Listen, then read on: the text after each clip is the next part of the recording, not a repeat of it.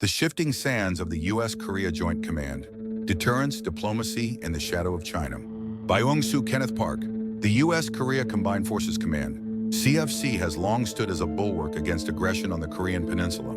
Yet beneath the surface of this established security architecture, a complex web of strategic considerations and evolving geopolitical realities raises profound questions about its continued efficacy.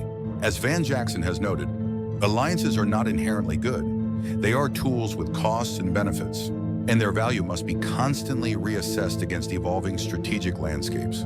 While the traditional narrative emphasizes enhanced deterrence and streamlined combined operations, a closer examination reveals a more nuanced picture.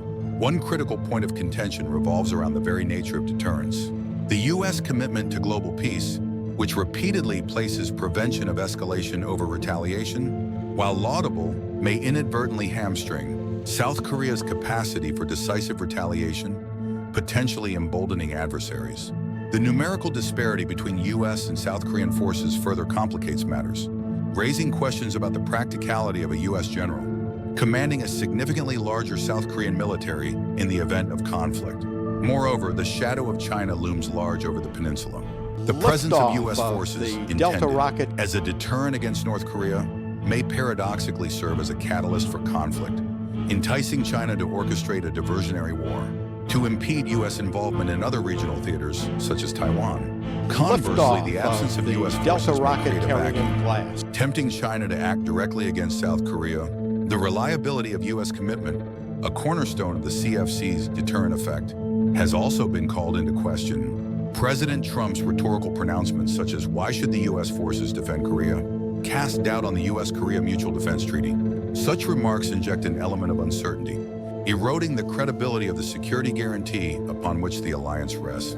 As Robert E. Kermine, Unhammerson Shirai, Kelly argues, the persistent challenge for the U.S.-ROC alliance lies in balancing the need for credible deterrence with the imperative of maintaining South Korean agency and avoiding entanglement in broader U.S. strategic objectives that may not always align with Seoul's. Compared to the time when this treaty was signed 72 years ago, Korea's ability to deter North Korea's military venture improved substantially, enough to prevent it, by keeping away a military involvement of China and Russia. On this peninsula, through wise diplomacy, Korea can maintain a peace here with or without an American assistance. Both of them desperately need Korean semiconductors. The presidential pronouncement evidences an oversimplification of his view on the security dynamics of this region, where the U.S. needs more of Korean military and economic cooperation than the other way around. Placing highest priority to the American interest does not justify bullying, which Chinese call the Wolverine diplomacy. The revitalization of American manufacturing industry, a key policy objective, necessitates a long-term strategic vision that extends beyond short-term political gains. The short-term economic nationalism must be tempered by a recognition of the interconnectedness of the global economy and the importance of maintaining strong alliances. The U.S.-Korea alliance stands at a crossroads. The CFC, while historically effective, must adapt to the shifting sands of geopolitics. A reassessment of its command structure, force posture, and strategic objectives is imperative. The delicate balance between deterring North Korean aggression and managing the broader regional dynamics, particularly the rise of China, demands a nuanced and multifaceted approach